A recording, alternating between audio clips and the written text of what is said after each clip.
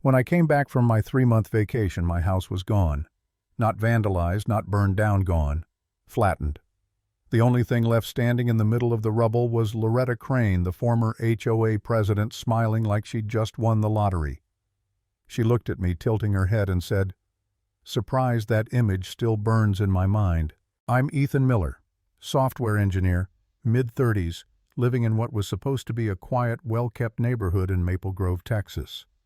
I'd spent years saving for that house, painting it myself, trimming every inch of the lawn to perfection. After working non-stop for nearly a decade, I decided to take a break.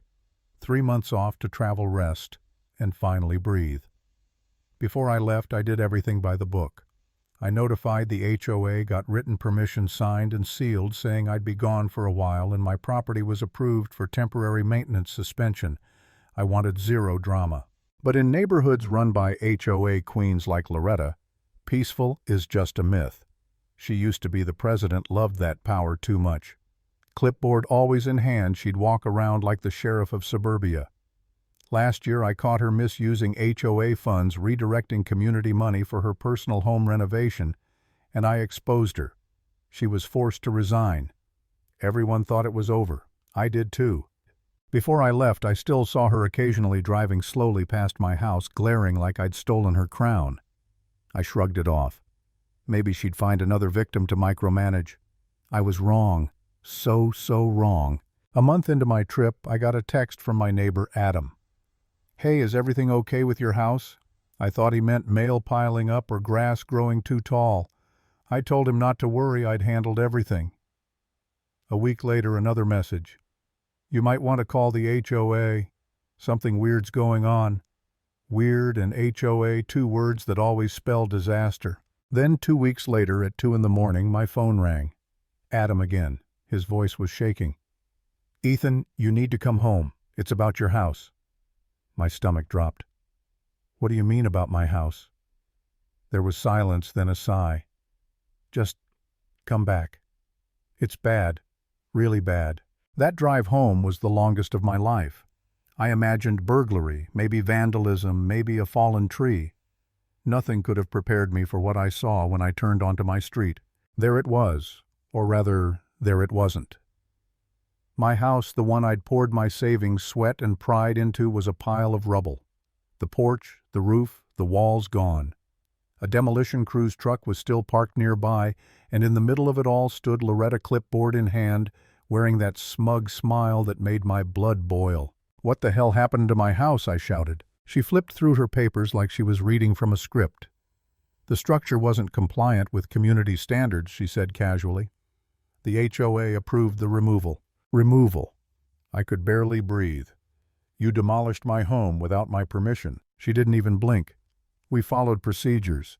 You were unreachable and your property was becoming an eyesore." I snatched the paperwork from her hand. My name was scrawled on it like a child had forged it. Wrong dates. Fake signatures, even the HOA stamp looked off. "You forged these, didn't you?" For the first time, her smile twitched. "You shouldn't have left your property unattended, Ethan. Things happen." That was the moment I saw red. "You're done, Loretta. You hear me? This isn't over." She just laughed, turned on her heel, and said over her shoulder, "Good luck proving anything." But she had no idea who she was dealing with. I called my lawyer, Daniel Hayes, before I even left the site. He didn't let me finish my sentence.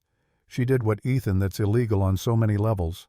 I'll meet you there in an hour." When he arrived, Daniel just stood there for a moment staring at the destruction. Then he muttered, "This is going to cost her everything." He flipped through the so-called demolition papers, eyes narrowing. "These are fake, look here. Your signature doesn't match your ID, the notary stamp's from another county, and this approval form doesn't even exist in HOA protocol." That was our first crack. The second came when we requested HOA meeting records. There had been no meeting, no vote, no official approval of any demolition. When we showed the board what had happened, they were horrified. The vice president, a timid older man, stammered, "We never approved that." She acted alone. Oh yes, she acted alone. And the more we dug, the uglier it got.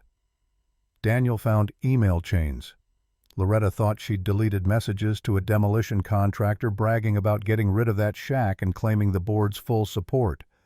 In one, she even wrote, "Finally removing that eyesore. Should have done it months ago." That wasn't about rules. That was revenge. Pure, cold revenge.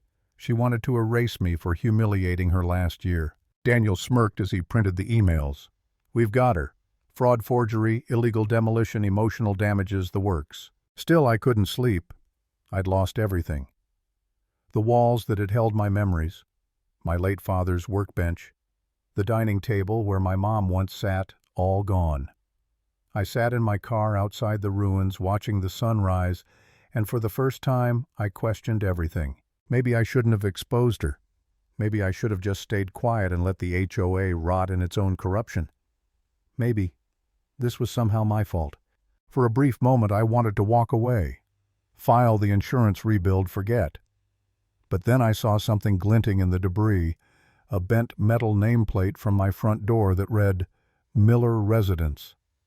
I picked it up, covered in soot and dust, and something inside me hardened. No, she didn't get to win. Not this time. From that moment on, I made it my mission to bring her down. Weeks turned into months as Daniel and I built our case.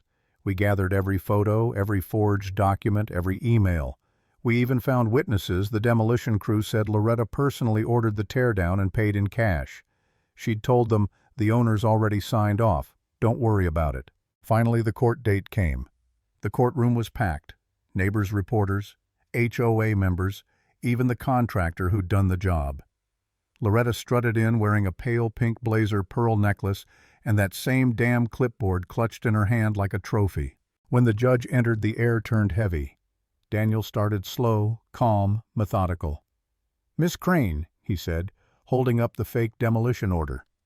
"Can you explain why this signature doesn't match Mr. Miller's, or why no HOA board member recalls approving this?" Loretta's smile faltered. I had verbal consent," she said. Daniel raised an eyebrow. "Verbal consent to demolish private property? Interesting. Let's move on." He turned to the big screen behind him. "Let's review Exhibit C emails sent from Miss Crane to the demolition company." The courtroom gasped as Loretta's own words appeared on the monitor. "Getting rid of that junkyard shack without that idiot's consent. HOA's image will thank me later." The jury's faces twisted in disgust. Even the judge frowned. When it was my turn to speak, I stood up, hands shaking. I told them everything: how I'd filed for leave properly, how she'd been thrown out for embezzlement before, how this was nothing but vengeance. "She didn't just destroy my house," I said, voice cracking. "She destroyed years of my life, and she laughed while doing it." Loretta refused to look at me. The judge's gavel hit once, twice. Silence. Then came the verdict. Loretta Crane, guilty on all counts: fraud, forgery, illegal demolition, and malicious destruction of property. She was sentenced to 3 years in state prison and ordered to pay $850,000 to rebuild my house, plus $1.2 million in damages. The sound of handcuffs clicking shut around her wrists was the sweetest music I'd ever heard. As she was led away, I caught her eye for one last time. For the first time since I'd known her, she looked small, powerless. A few months later, my new house stood where the old one had been, stronger, brighter, unshakable. I even had a mural painted on the side, a bulldozer with the words, "Try me again, Loretta." The HOA hasn't said a word since. And me, I finally got my peace. You know, revenge isn't always about rage or payback. Sometimes it's about showing that no matter how far someone goes to tear you down, the truth, real justice, will always rebuild stronger than before.